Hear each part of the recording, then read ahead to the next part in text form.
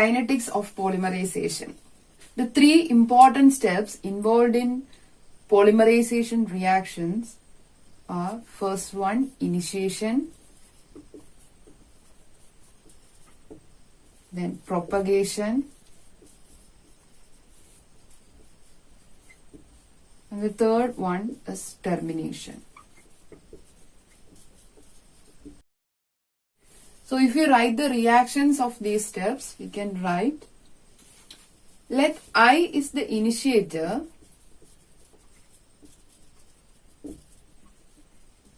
then before the initiation step, the initiator species will be converted into its free radical. So the first step is decomposition of the initiator species. Decomposition, that is, I will be decomposed to free radicals like this. And consider the rate of decomposition, rate constant of decomposition of this reaction is Kd. Kd is the rate constant of decomposition of initiate. Then the next step is initiation. So here in initiation, this free radical formed in the decomposition reaction will react with a monomer and to form new free radical Rm dash. Then next step is propagation. So here in propagation, this Rm will react again with another monomeric unit, and the chain will be extended like this. Again a new species will be formed. It will be again react with another monomeric unit and form free radicals like this. So let's consider the rate constant for initiation reaction is Ki, and rate constant of propagation reaction as Kp. Okay. So finally, these radicals formed in propagation step combine together, and the reaction will be terminated. So the final reaction is termination. Here, two such free radicals will combine and form the final polymer unit. And we can write the rate constant of this reaction as Kt. So this is the steps involved in polymerization reaction. Now let us analyze the rate of this reaction. So we are going to analyze the rate of each step. Okay, first one, decomposition reaction. Here the initiator molecule will be decomposed to two free radicals, and the rate constant can be written as Kd. Here the rate of decomposition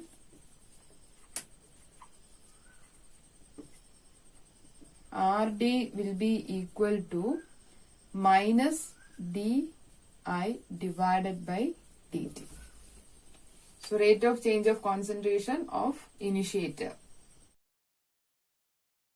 Rate constant always depends the concentration of the reactive species. So we can rewrite it as Kd into concentration of I. Since two free radical molecules are formed here, we can add a coefficient 2 here, that is 2 Kd into concentration of I. And I'm going to number it as number 1. According to Arrhenius equation is this. So Arrhenius equation is this: rate constant K equal to Ae raised to E by RT. Here K is the rate constant, A is the Arrhenius coefficient, and E is the activation energy. R is gas constant. T is temperature.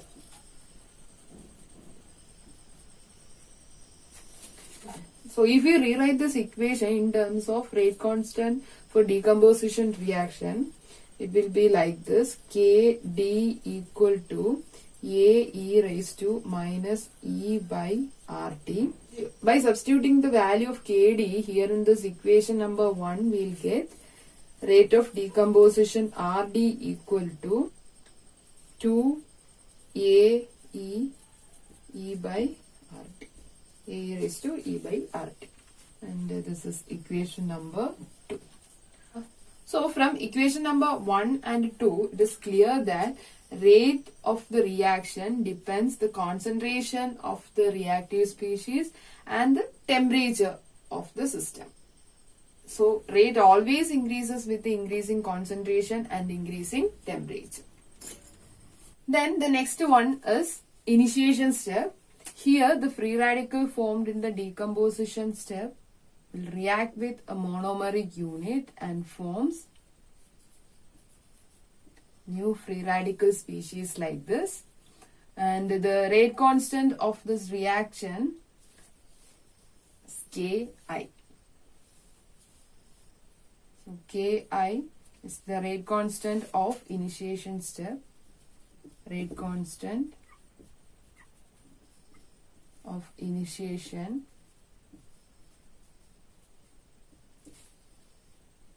Then the rate of initiation can be written like this: rate of initiation Ri equal to minus dm divided by dt. Rate of initiation depends the concentration of R and M. Right. These are the reactive species. So Ri equal to Ki, rate constant Ki into R radical into concentration of the monomer M. So consider this is as equation number 3. If we analyze these two reactions, that is decomposition and the initiation step, we can say the rate of free radicals formed will be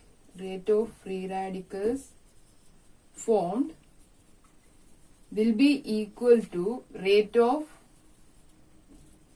free radicals consumed or rate of free radicals disappear.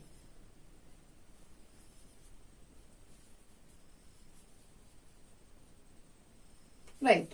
So that is Rd equal to Ri, and we know Rd equal to, from equation number 1, we know Ri equal to 2 Kd I equal to Ri.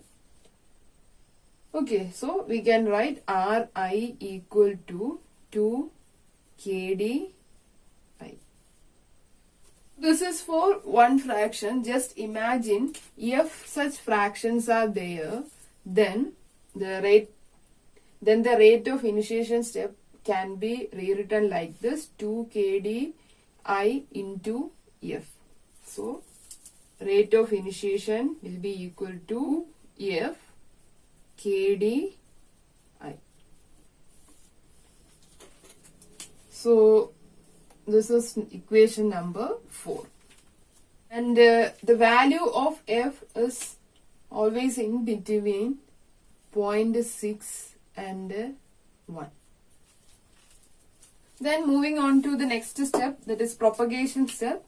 So here the free radical formed in the initiation step will react with new monomeric units and new free radical species will be formed.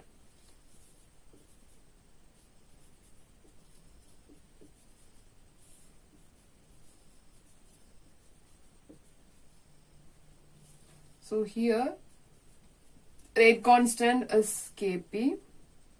So Kp is the rate constant. So Kp is the propagation rate constant.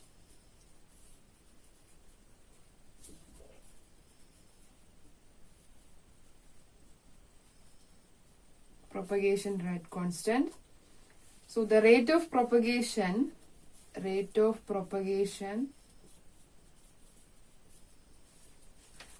Rp can be written as minus dm divided by dt, and it depends the concentration of the monomeric unit and the free radical species.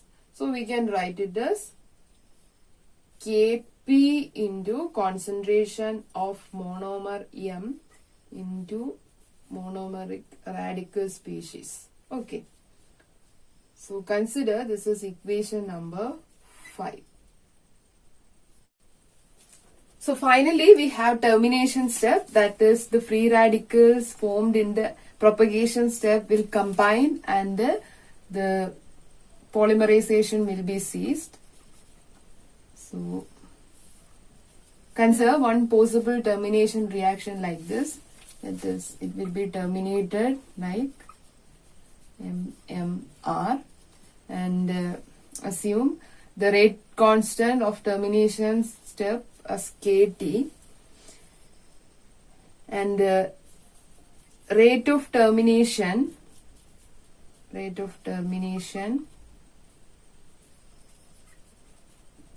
equal to minus dm divided by dt.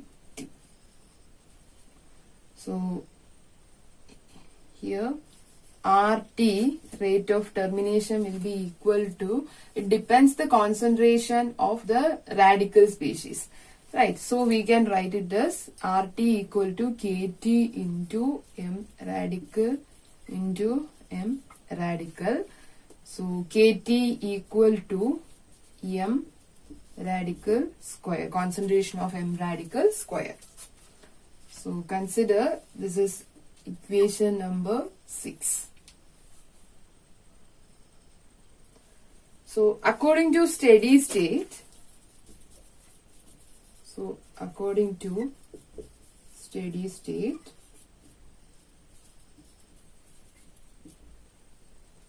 number of chain growth initiated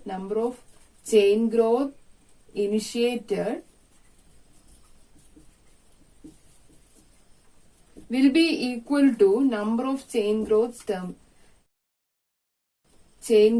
terminated.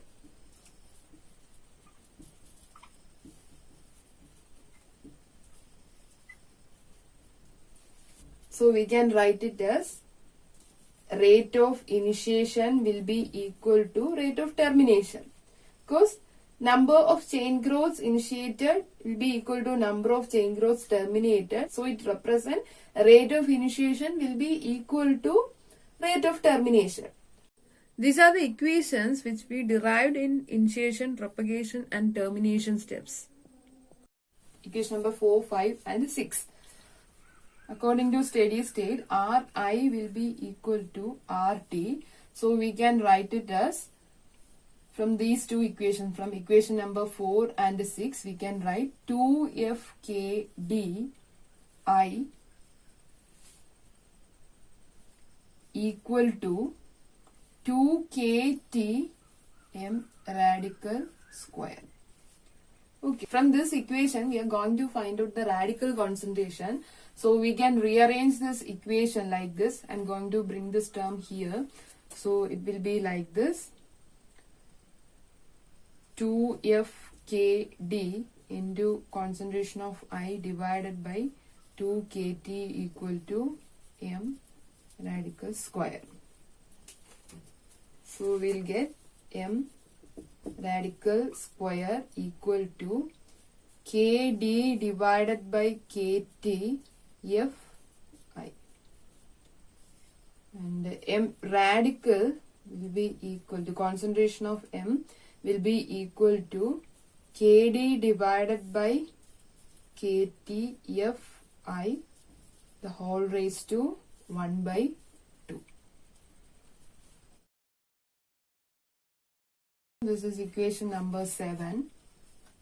Okay, I'm going to rewrite the equation number 7 here. That is M concentration of M radical will be equal to Kd divided by Kt into F into I the whole raised to 1 by 2. And equation number 5 was this. Rp equal to rate of propagation equal to Kp into M radical into F. So if we rearrange this equation, we'll get M concentration of M radical equal to Rp divided by Kp into concentration of M. So if we substitute the value of concentration of M radical here in this equation number 7, we'll get Rp, LHS will be Rp divided by Kp into concentration of M equal to KdFi the whole raised to divided by Kt the whole raised to 1 by 2. And from this we can calculate the rate of propagation. So rate of propagation equal to Kp into Kd divided by Kt the whole raised to 1 by 2 F raised to 1 by 2 then I raised to concentration of I raised to 1 by 2 and concentration of M. So this is the final equation. So that is, we are calculating the rate of propagation from all these steps. So if we clearly observe this reaction, we can say two concentration terms are there. One is the concentration of initiator and the second one is the concentration of the monomer unit. And the rate of propagation is directly proportional to the square root of the concentration of initiator and it is directly proportional to the concentration of the monomer. And if we calculate the order of this reaction, it will be equal to 1.5, right? And we are calculating the rate of reactions, rate of initiation, propagation and termination. And finally, we are calculating the value of propagation in terms of the concentration of initiator and the monomer unit. In between all other reactions, we have concentration of radicals, but actually we cannot find out the concentration of radical species. But we know the concentration of initiator and the monomer we are adding into the polymerization reaction. So if we know the concentration of initiator and the monomer unit, we can easily calculate the rate of propagation step by using this equation. Now move on to another simple equation, which is Carruthers law. So Carruthers law helps to find out the degree of polymerization of step growth polymerization reaction. So it helps to find out the degree of polymerization of step growth polymerization.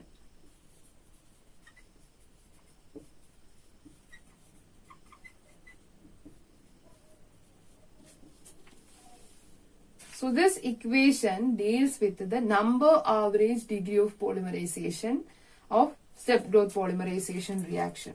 So let us consider, let xn bar is the degree of polymerization, is the number average degree of polymerization.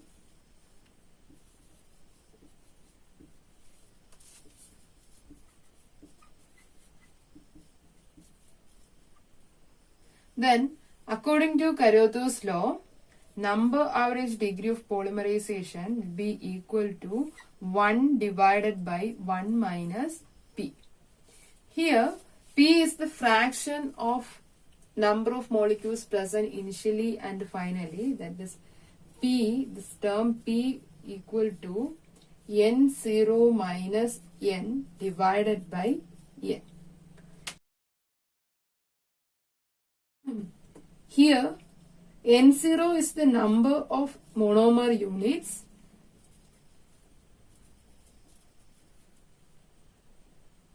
present initially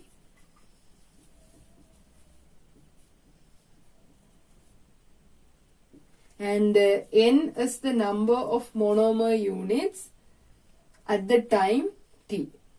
Okay. So here it is the number of monomer at time t.